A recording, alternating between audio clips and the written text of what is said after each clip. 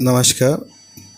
पूरे भरत चक्र को 360 डिग्री का माना गया है और उसे 27 नक्षत्रों में विभाजित किया गया है और उन 27 नक्षत्रों को राशि प्रदान की गई है। जैसे हम लोग हमारे इस चार्ट में देख रहे हैं, मेष राशि के अंतर्गत अश्विनी के 4 चरण आते हैं, भरणी के 4 चरण आते हैं और कृतिका का 1 चरण आता है। इस तरह से एक राशि के अंदर 2.25 नक्षत्र हो गए, क्योंकि एक नक्षत्र के 4 चरण होते हैं। तो मेष राशि के अंतर्गत अश्विनी के 4, भरणी के 4 और कृतिका का 1 नक्षत्र आया। तो एक राशि के अंतर्गत 9 चरण हो गए। इसी प्रकार से जो एक कृतिका के अब 3 चरण बचे, वो किस में आ जाएंगे? वृष में। जैसे हम लोग सारणी में देख रहे हैं, वृष राशि के अंतर्गत कृतिका के अब 3 नक्षत्र हो गए, रोहिणी के 4, अब मृगशिरा के 2 ही नक्षत्र वृष राशि में आएंगे। इस प्रकार इसके भी 9 चरण हो गए हैं। तो प्रत्येक राशि के अंतर्गत हम देख रहे हैं 9 चरण ही रहने वाले हैं। अगला जो चरण, एक राशि के अंदर कृतिका का जैसे 1 चरण खत्म हुआ, तो बाकी के 3 चरण वृष राशि में आएंगे।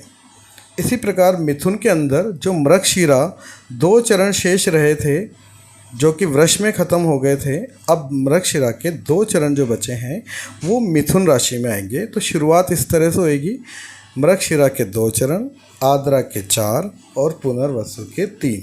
इस प्रकार ये भी कुल 9 चरण हो गए हैं। अब कर्क के अंदर पुनर्वसु का 1 चरण, क्योंकि पुनर्वसु के 3 चरण हम लोगों ने देखा मिथुन के अंदर ख़त्म हो चुके हैं। तो कर्क के अंदर क्या बचा? पुनर्वसु का 1। तो अब हम लोग इसको किस तरह से पढ़ेंगे? कर्क राशि के अंदर पुनर्वसु का 1 चरण आएगा, पुष्य नक्षत्र के 4 चरण आएंगे और आश्लेषा के भी 4 चरण आएंगे।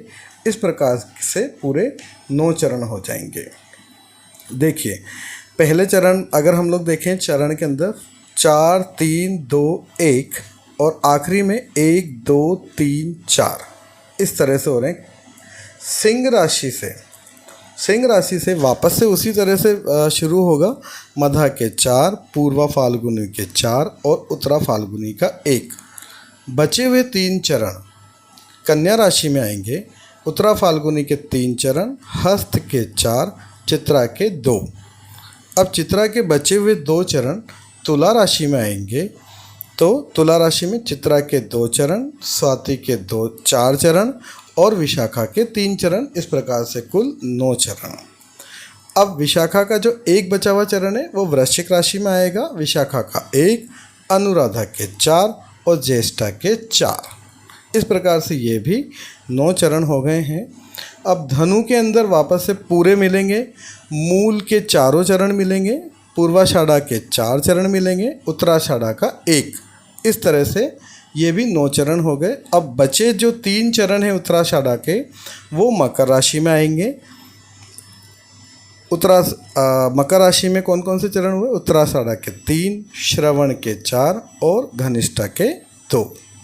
कुंभ राशि में धनिष्ठा के बचे हुए 2 चरण, शतभिषा के 4, पूर्वा भाद्रपद के 3 और मीन राशि में पूर्वा भाद्रपद का बचा हुआ 1, उत्तरा भाद्रपद के 4 और रेवती के 4 चरण आ गए। इस प्रकार से हम देख रहे हैं एक राशि में 9 चरण आते हैं नक्षत्र के,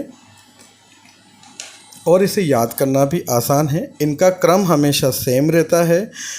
हमेशा की तरह अश्विनी नक्षत्र पहले स्थान पे रहेगा, भरणी दूसरे पे, कृतिका तीसरे पे, रोहिणी 4, मृगशिरा 5वें नंबर पे, आद्रा 6ठे नंबर पे, पुनर्वसु 7वें नंबर पे, पुष्य नक्षत्र 8वें पे, आश्लेषा 9 पे, मधा 10 पे, पूर्वा फाल्गुनी 12 पे, हस्त 13 पे, चित्रा 14 पे, स्वाति 15, 16 पे विशाखा, 17 पे अनुराधा नक्षत्र, 18 पे ज्येष्ठा, 19 पे मूल, 20 पे पूर्वाषाढ़ा, 21 पे उत्तराषाढ़ा, 22 पे श्रवण, 23 पे घनिष्ठा, 24 पे शतभिषा, 25 पे पूर्वा भाद्रपद, 26 पे उत्तरा भाद्रपद और 27 पे रेवती।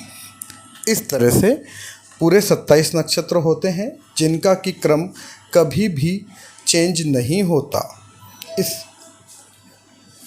इस प्रकार हम लोग ये याद कर सकते हैं। Thank you.